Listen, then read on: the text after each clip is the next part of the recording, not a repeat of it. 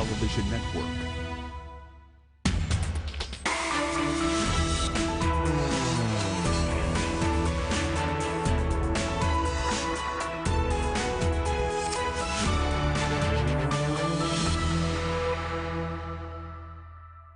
Hello and welcome to this edition of Icon. I'm Ji Xiaojun, and today I'll be talking to Kyle Johnson, who is always on the road, literally, as he is a perpetual traveler. So what is it like to be always exploring the world? Let's find out. A lot of us have been bitten by the travel bug. We dream of quitting the rat race and opting for a life spent wandering the globe. Yet it takes a lot of courage to leave your home behind and set out to explore the world without a proper itinerary. This is like really, really thick foliage, a lot of jungles, a lot of like plants, and it's really hard to catch up. They move so fast, it's just incredible. Known as a global nomad, Kyle Johnson is someone who has traveled from the fjords of Patagonia to the extreme northeastern tip of Siberia, Chukotsky. He quit his job with General Electric to pursue a career as a professional backpacker, documenting his adventures while exploring the world. How do you support yourself financially? This is funny. After 2 years, I really ran out of money. The last trip, it was in Pakistan. It's getting cold. I'm running out of money, so I should go to Beijing. And I was like, okay, I want to start a new life. But for Kyle, life on the road isn't about completing a bucket list. It's about experiencing special moments that accumulate to make his life fulfilling. And here we are, it's all set. Nice to meet you, Kyle. Nice to meet you, Xiaojun. So this is like the setting for, I don't know, I mean, this is your setting, right? Your environment. And we just found this place. Right. It's almost like a simulation of the real situation we imagine that you would come across all the way on the road.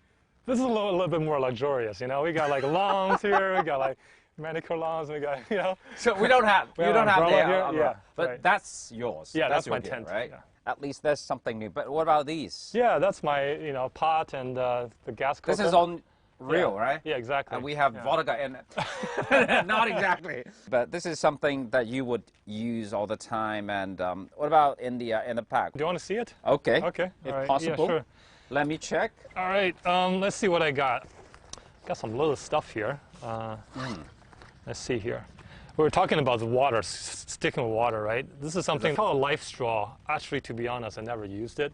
So it's like in an emergency, you could, with any water supply, you could put this in a lake or in a river or a stream, and then you could suck it out. There is a filter in it. Yeah, you could use this to drink some water out of right, it. Yeah, right. Yeah. Also have a headlamp. Obviously, camping, let's spend a lot of time in the dark, you know. And protect you from the wild animals? No. They're scared of light, right? They're scared of fire. Fire? For lights, not so much. Okay. But I remember when I was in the Serengeti in Tanzania, you hear a lot of wild animals around. And then I would go brush my teeth, and then I turn on the headlamp. I see like, you know, a few green eyes in the distance. Wolves. No, they're not lions. They're actually hyenas. They're very curious. Okay. It's because they know you got food around, and they see the lights. Because when you shine on them, the reflection is their green eyes. So actually, it attracts wild animals instead of scaring them away. Yeah, exactly. All right. Yeah. It's more like a treasure hunt, you know, from your pack. Exactly. This is also important. This is like a GPS tracker. Okay. Yeah. For example, if I go to a place that doesn't have any cell coverage, doesn't have any communication with the outside world, this sends out GPS signal 10 minutes or every half an hour, so people can keep track of where I am. Yeah. And it has this button, the SOS button. So if I'm in serious trouble, I can press this, and somebody, maybe they'll send a helicopter or send somebody to come look for me. That is important. Yeah. Tell me, so what do you call yourself? Traveler? I don't know these days. I mean, I'm I guess a professional traveler. Professional traveler. I'm a documentary filmmaker. Okay. Well. Yeah. But you chose to do it. You were not somehow forced to do it, right? Right. Exactly. So you had a job before this. Yeah. I worked for General Electric, GE Capital. What, the huge, big company? It has a big company. Yeah. I did finance for them, and then I found out this is like a. Where about? In Connecticut. Yeah. So what did you complain about? GE, yeah, pay must be good. Because when I was working there, I could see what my life is like for the next 50 years. Stable is not the word you're looking for. Yeah, I think especially when I was like 22, 23, 24, I knew I wasn't really into finance. It wasn't for me. I wanted to do something more creative. Okay. And I wanted to take that time off before I start a new career. I wanted to like escape from the reality, I guess. Okay. You know? Escape from reality. Yeah, escape from the 9 to 5, you know, the paying back tuitions. Yeah, it's good for you. At the time, it was still 9 to 5, and now it's 996. Yeah, right. Well, yeah, I was a 9 to 5, but back in those times, because you're working in finance, it's pretty much like 995, 996. Yeah, maybe to be creative in finance, meaning you would have to manipulate those numbers, which is a crime. Yeah. But to make a decision is one thing. To actually do it, it's a different thing. Yeah. So when you decided to do this, and where did you choose as your first destination? So first of all, I had to quit my job, and I had to sell like my car and sell my furnitures, and pretty much I just had a backpack. So that's for real, huh? Yeah, it's for real, right? Yeah. And then I started off in New Zealand because this was like in November, right? October, November time. Right. So on the southern hemisphere is summertime. So I started there, and I didn't realize how expensive, for example, bus tickets are. And then I'm like, okay, I'm gonna try hitchhiking to save some money. It took a lot of courage to raise that thumb or write a sign, put on the street and then on the road and no one's stopping. You kind of like telling yourself like, what am I doing? It's kind of embarrassing to ask for help. But then I remember this lady, she was in her 50s. She stopped. She gave me a ride. I was like so happy, right? And then she said, hey, I used to hitchhike when I was young. I have 2 sons and they travel around the world and totally understand where you're coming from. So I was like, wow, I get to meet these really kind people through hitchhiking, and they would tell me their stories. They would tell me about the local places. Traveling is, I get to meet people who share similar values as but they have different lives. They have different ways of seeing the world, and it just became my classroom in a way.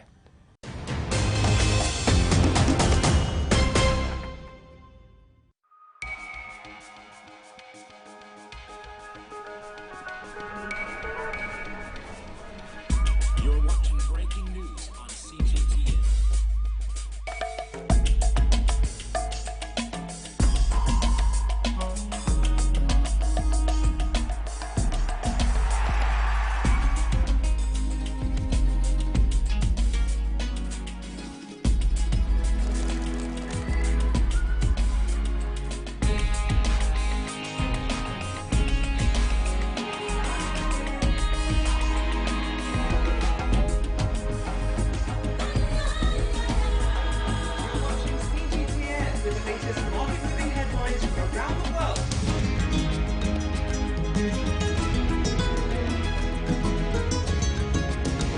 Welcome to the world today on CTGN.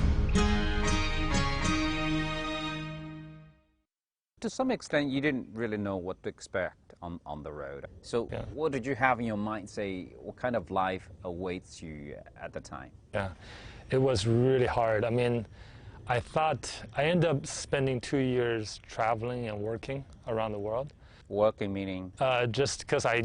Bartending or what? Yeah, so this is funny. While I was traveling, after like about 10 months, my bank account was running low. Exactly. Yeah, and my friends was getting married in Hawaii, so I went there for a wedding.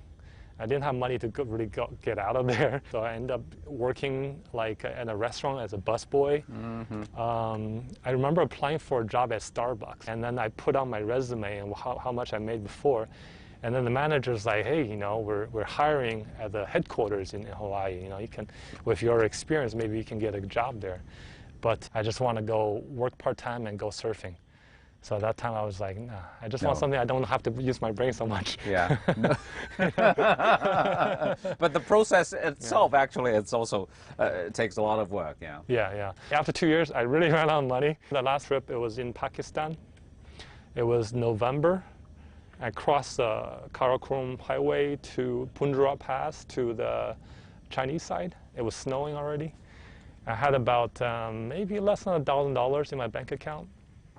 I was like, it's cold, you know, it's getting cold.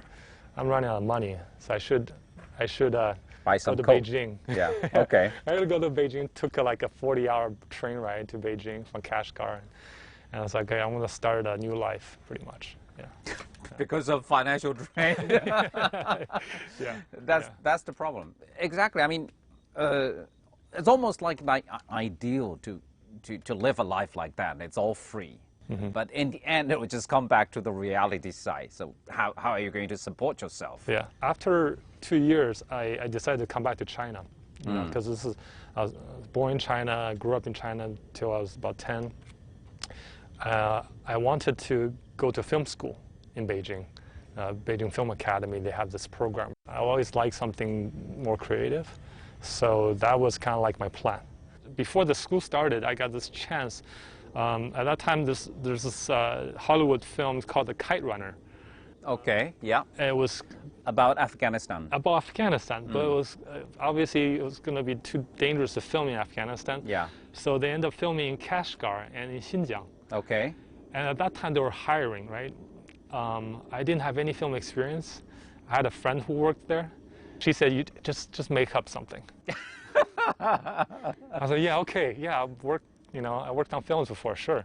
They needed bilingual, like set PAs, like production. Bilingual, no problem. Yeah, exactly. So then next thing you know, I was on the flight to Kashgar, and then I was on the film set, with all these Hollywood, big shots. It's almost like your traveling mode is coming back. Yeah, exactly, right, yeah, in Kashgar, yeah. That's how I realized I didn't want to do feature films, because it's like 100 people, it's a creative work, very hard to get noticed. You have to work in this industry for many years to get to the top. So I was like, maybe I want more creative control. I like traveling. I like to make some videos. Chinese Travel Channel. Satellite TV. Yeah. They have this program where, I could go traveling. Obviously, they're not going to pay me, I'm just going traveling. I asked the Travel Channel, I said, hey, can you lend me a camera, video camera. At that time, it was still like this big. It was like on video cassettes, these mini video cassettes. I was doing like a travelogue. Okay. But this was before YouTube, it's 2008. Yeah, before mobile phones. Exactly. Before iPhone. Before iPhones, before even the travel blogger or video blogger even existed. Yeah. And I started doing that. So that was kind of like my start to making these travel documentaries. So that's like the perfect combination for you to be able to travel, but at the same time you'll be able to do some creative work. Yeah, that was a start, but it was a very difficult start, because I had to work in other jobs to support this hobby at first, because it's really difficult to, you can't get sponsors. The channels itself pays very, very little for whatever you give them. So we did this in 2009. My girlfriend at that time, she was German, so she moved back to Berlin. And then I have always really wanted to travel through China, Central Asia to Europe. So 2009, I was like, I told Ilka, and then I told her I'm gonna see you, but just wait for a while. Takes time.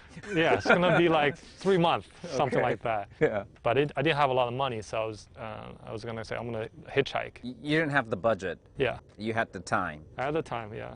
and then you just decided to go like Yeah, that. yeah. And I asked a bunch of friends who wanted to go with me. It's like thank you, but no thank you. Yeah, exactly. They're like, hitchhiking? I had to explain the idea, because in China it didn't really exist at that time, right? Yeah. What's that? Good? So fortunately, there was a friend who happened to be a documentary director and cameraman, and he was up for the idea with it. So then I was like, hey, do you want to spend 3 months, spend your own money, and then we're gonna go from Beijing to Berlin, and I have no idea how we're gonna get there. If we're can't get there by hitchhiking, but we'll try it, you know. So he's like, yeah, sure, why not? It's not like these days. I mean, these days, if you talk to a friend about this, probably it'll be, they would accept this idea. Right. But in those early days, I guess, it was the idea of hitchhiking was not quite, you know, popular yet at the time. Yeah, yeah. In China, I remember our first day, we couldn't even get out of Beijing. Like, By hitchhiking. yeah, People were, what are you doing? yeah, exactly. I mean, we were standing like on there was a freeway, right, towards Shijiazhuang. Okay, yeah. There was a toll gate. We were like, okay, the toll gate, they'll stop a little bit, you know, maybe we'll get their attention. And then people were just staring at us, you know, like, what are you doing? Two homeless people? With big backpacks. And then we wrote a sign, you know, we got like a cardboard, we wrote a sign like Baoding, you know, or Shijiazhuang, and then they were looking at us. And then I remember there was the police at the toll gate. He kind of kicked us out. He's like, what, you can't just stand here. So did you finally? We couldn't hitchhike there. I had to call a friend. I say, I had to call hitchhike your friend. Yeah, I was like, hey, are you free right now? Because Give me a ride. Yeah, I saw on the map that said there's a service station, there's a gas station like about, I don't know, 20 kilometers Okay. on the highway. So can you take us from the toll gate to there? So she's like, yeah, okay. And I remember it took her like 2 hours to get to us because she had to like put on makeup and all this stuff. And we were just like waiting on the side of the road, and the police like, when are you gonna leave, right? And I'm like, yeah, my friends are coming. Yeah, just take some time to make up. Yeah. She finally took us to this gas station, right? And that time we were just kind of like asking whoever stopped at the gas station to fill up, and then we were saying, hey, look, you know, we're just want to get a ride. We're good people. You know, here's a passport, you know, if you want to take a photo of it. And I remember there was a service attendant, and he saw us. And he was a really nice guy. He's a young guy. He kind of helped us, you know, to convince this guy, middle-aged guy, to say, hey, you know, help him out, just give him a ride. It could be dangerous to them to take like two guys. Yeah. So what would you consider as the most difficult part in your life, traveling life? I have so many experiences. You know. For example, like I just got back from this Arctic region of Russia. It was pretty hard sometimes, you know, really hard. And Siberia.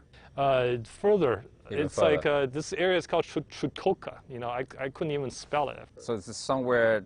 The furthest, I guess, state or autonomous region of Russia. It's across the street from the Bering Strait from Alaska. Wow. So basically, it's on the north side is Arctic, on the south side is the Pacific Ocean, the Bering Strait. It's a no man's zone. Exactly. Yeah.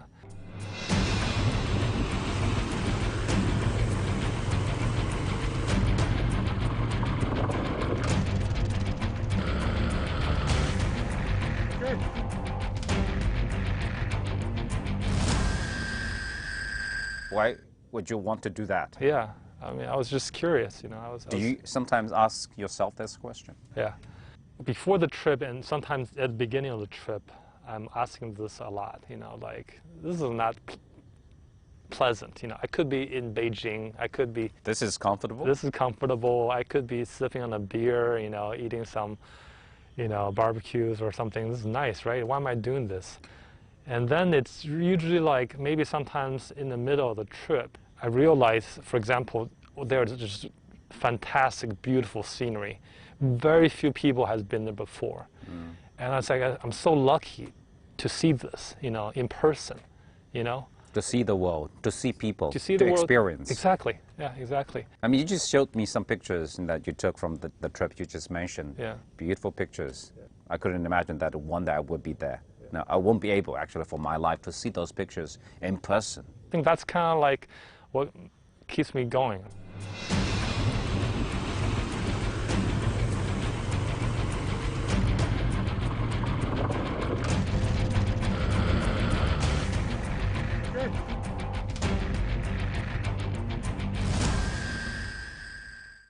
Tell me one. Quite a- The craziest, you know, the craziest out of the craziest. Yeah.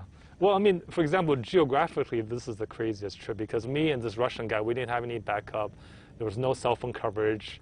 you know, and if something happens, we'll be in trouble, right? You have the GPS tracker. Yeah, we have the tracker, but It's never still a use- I long never- way, right? Exactly. Never press the SOS button. I don't know when they will come and rescue us. We did quite a few trips. So I remember 3 years ago, I was really fascinated by this BBC show. Really primitive tribes, you know, that live in New Guinea. You know, it's like Indonesian part of New Guinea on the island. And I remember it took us about a week, like 4 different plane rides, including like a small little plane, 1 day boat ride through different rivers, and then like several days trekking into the pure rainforest, like never been touched rainforest.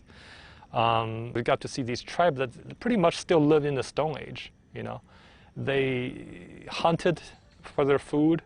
You know, they scavenged some like bugs to eat and sago plants.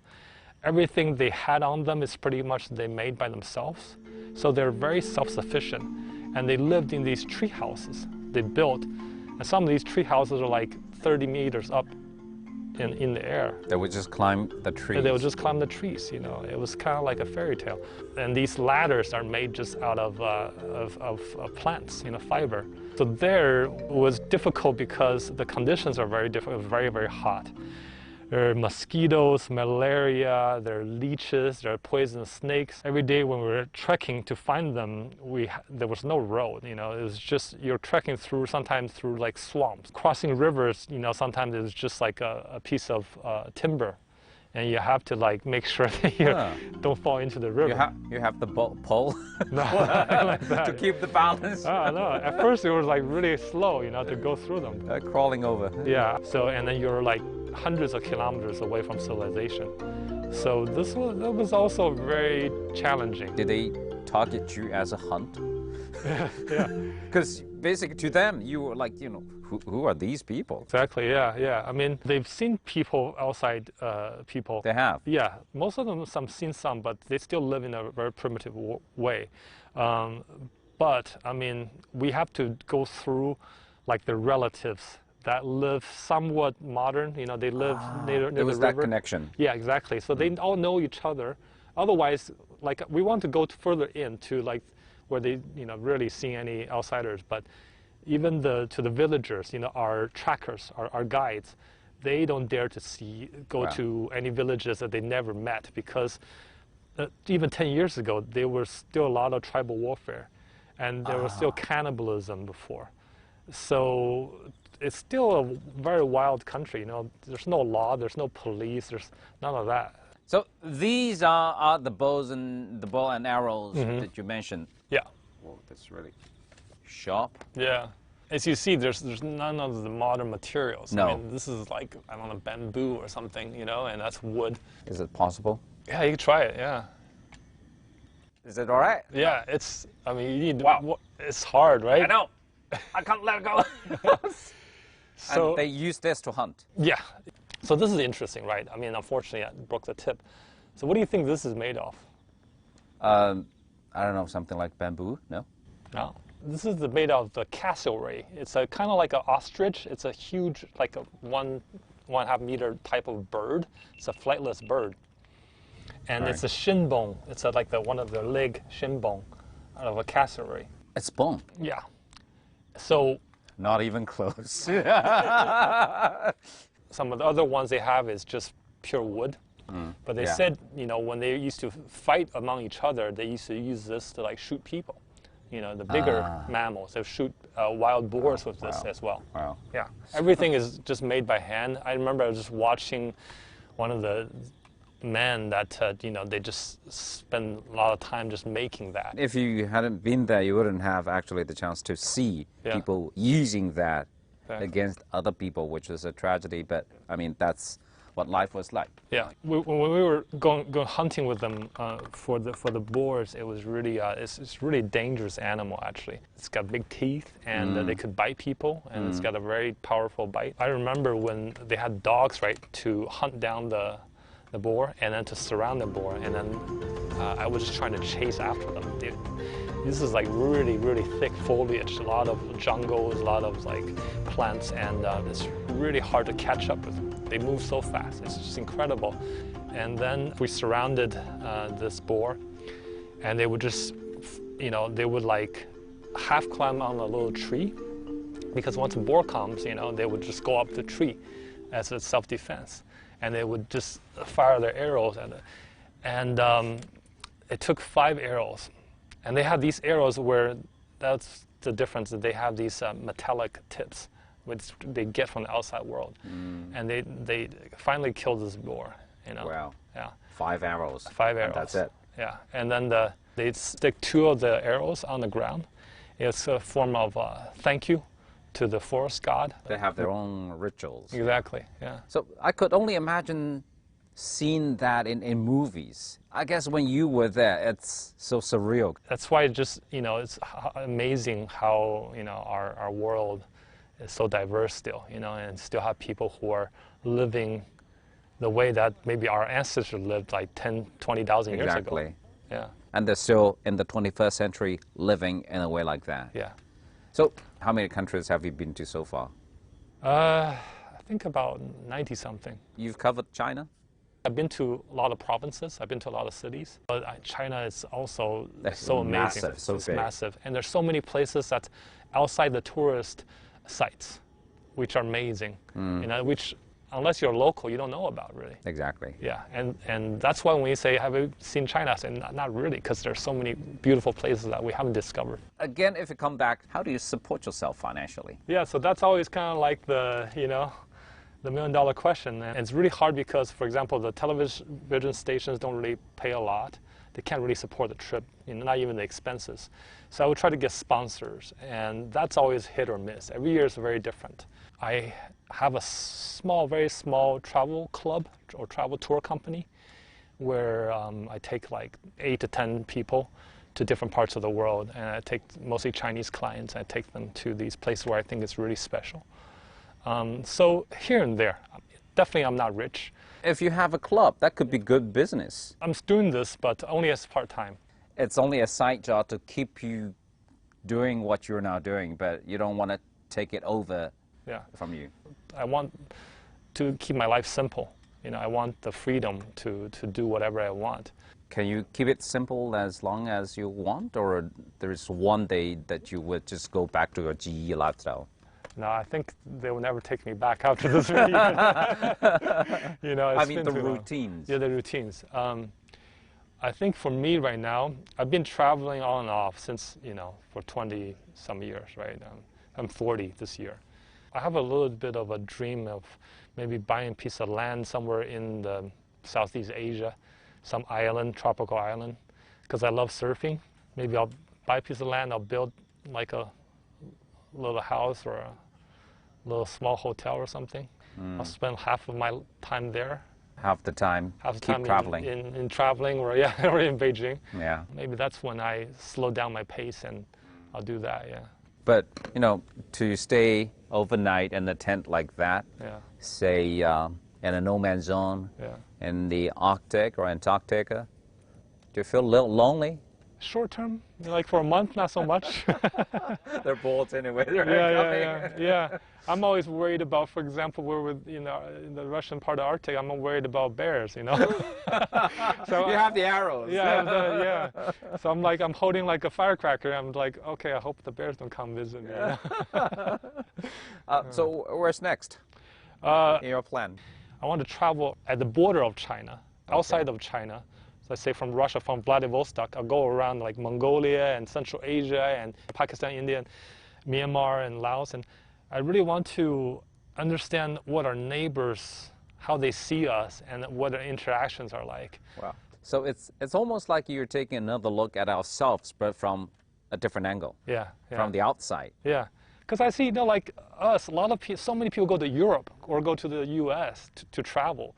But if you ask them, who are our neighbors, how many people can list all of our neighbors, you know, from geographically, right? I've been to a lot of those countries, but I want to dig deeper into it. I want to understand these people's lives, you know. I want to hear their stories, I think. Yeah. You're almost getting philosophical now in traveling. yeah, maybe. Yeah, It's a huge project. Yeah. And we look forward to hearing more stories from that trip. Then. Thank you. All right, Yeah, thank you. I'm looking forward. Thank you for sharing the stories, and all the best. Yeah, thank you very much.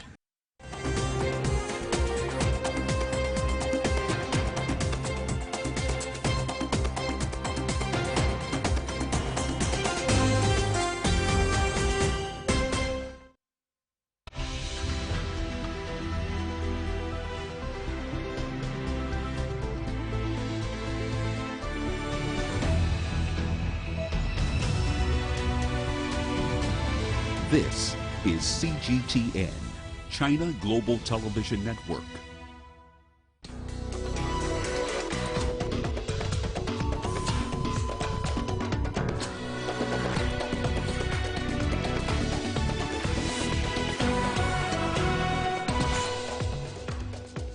An attack on Mali military positions leaves at least 35 soldiers dead. World-famous Olympic champion Haile Gebrselassie explains why he wants to sue Facebook.